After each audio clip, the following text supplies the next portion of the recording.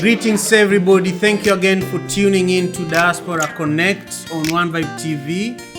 I'm privileged to be sitting here with Dorcas Mwangi, who is an amazing Kenyan lady. Can you believe it? She's only been in Seattle and even the US for just 2 years, and she's already working at Amazon, and she's pursuing her passion in music, and she has she's someone that loves to have serious conversations. So we're just about to get deep into it.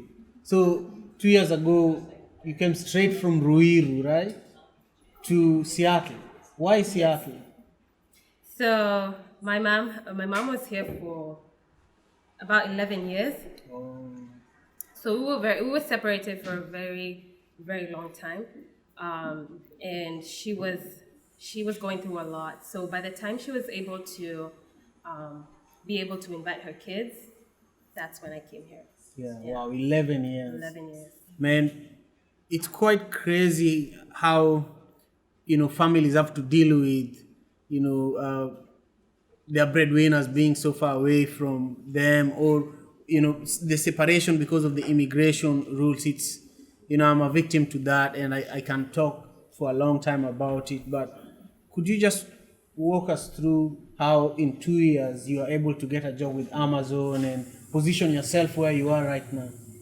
And imagine you're speaking to a young Kenyan girl who just got here. Yeah, of course. First of all, for me, I also don't believe it when I speak about it, because I was very, very nervous and very scared when I came here. First of all, I wanted to be here for a long time, because when I was young, I didn't really understand the immigration rules. So I used to blame my mom, I used to blame my dad, I used to blame the government, like everything. Because why am I not with my mom, Yeah. So by the time she got, that permission to invite her kids, I was already used to being at home, used to being independent. Yeah. I was already comfortable with my friends, comfortable with the culture, everything. Like I was all about, I'm just gonna live here for good, I'm not thinking about the States or anything like that. And then that's when I actually got invited. So I was like, I really don't think I want to come now. I'm not that interested. Right. But she really begged me, and it's only fair for the both of us to rekindle our relationship again. Right. So she's here now. Yeah. Okay. So I said, I'm just going to go. Right. And I came with my sister, and it was my birthday when I came here, actually. So I came with my sister, and it was really, really shocking.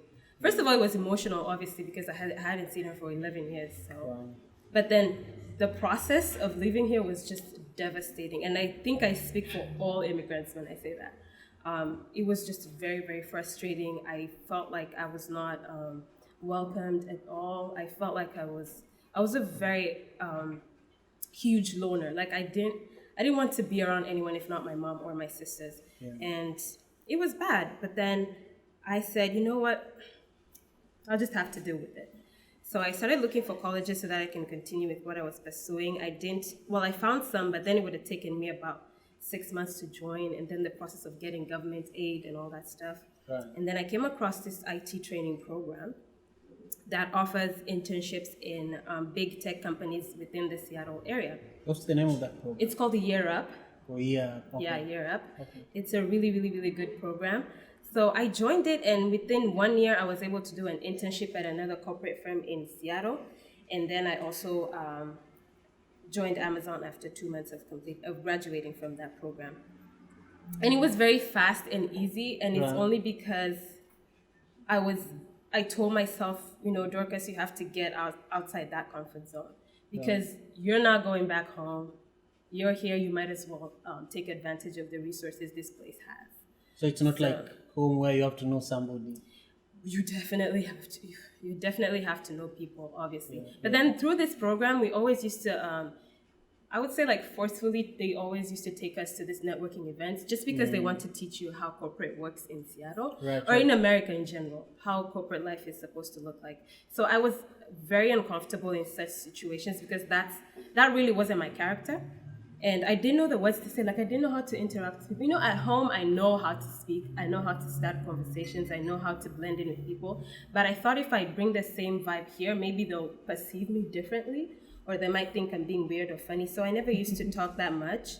But then through this program, I used to have a coach and a mentor. That's the good thing about that program. They offered those resources. And she used to tell me, you just be yourself. Talk. Because when you know one person, that one person introduces you to another person, and then you don't know who. Your whole network is just so big at the end of the day, you know? Right. So, and I always live by this rule. Sometimes you just have to be comfortable with being uncomfortable. Right. Because that's how you're going to make it. Right. Yeah. And thank you so much. Earlier, before you came up for this conversation, we were talking about relationships. The way that people have intimate relationships in Kenya is probably different from here. I'm just curious, and I want to speak for my own relationship. I'm married to a white girl, and we met in Africa.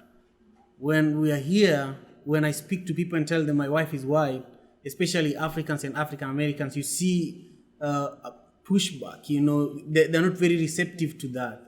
And I just wanted to, pick your brain about it, because you seem to be speaking about it very bravely, about how people should be going about dealing with intimate relationships with people out of their culture. Right. So, first things first, love doesn't choose. Yeah. Obviously, you know that. Yeah. Love doesn't choose. So you can't really choose who you're going to fall in love with. Yeah. And you can't say I have to stick to my culture just because it's my culture. No. I will tell you a funny story though. Before I came here, we went for prayers at my grandma's house. She just wanted to bless us, give us some advice on what to do when we leave the country. And she prayed and she prayed. And then she said something really funny at the end. She said, y'all better not get married to white people. And I was like, what? Like, that was what? Yeah.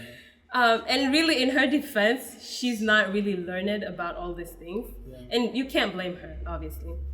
But then we just ignored that. And then we came and told my mom. And then my mom was just laughing, and she was saying, and she told me the same thing. Love doesn't choose. Like, being in America has made me very educated about these things, because hearts know each other, and hearts don't know race or color, They don't know all that stuff. So yeah, when I was actually talking about that with my sister the other day, and we were discussing about how do you shift, if you do happen to fall in love with someone outside your culture, how do you still maintain who you are at the end of the day? And it's really simple. It's tough. It's not simple. No, it's simple when you sit down with this person and acknowledge that the two of you are from different cultures, but I still love you, Right. It becomes hard if you do not accept the other person's culture, If you're not open to hanging out with their parents, if you're not open to eating their kind of food, and vice versa, if I have a non-Kenyan boyfriend, I want to be able to bring him home, show him our culture, and I want him to do the same, because I'm a very curious person. Right. One of the things that's funny in my tribe, you can't use the same bedroom as your mother-in-law. You can't be in their bed. You can't so the moment I got to my wife's parents' house, that's the first few months of me being in the US. I wanted to situate myself, asked her, who sleeps there? Because I was like, I don't want to, die slowly. In my tribe, we say that, you might use a bed or a towel that your father-in-law is using. You have to watch out, So that's my wife, whose bed sheet is that? And then she was like, her mother-in-law was made aware about all these things, that she started asking me, can you use this? Can you use that? And we became good friends because, she was open to adjusting to the questions I was asking. And then, I was also open to adjusting, I learned how to cook pasta from her dad, who is Italian originally. I can make really good pasta. If you don't know, talk to me. So anyhow, back to you. Just quick advice, let's say Kenju, who everybody knows in the One Vibe Circle, finds, a girl that is not from Kenya or a girl that is not even black, and he comes to you, what would you tell him to do initially? Oh, if you like this girl, go for it, obviously, Go for it. Like, don't even look at anything else. Go for it.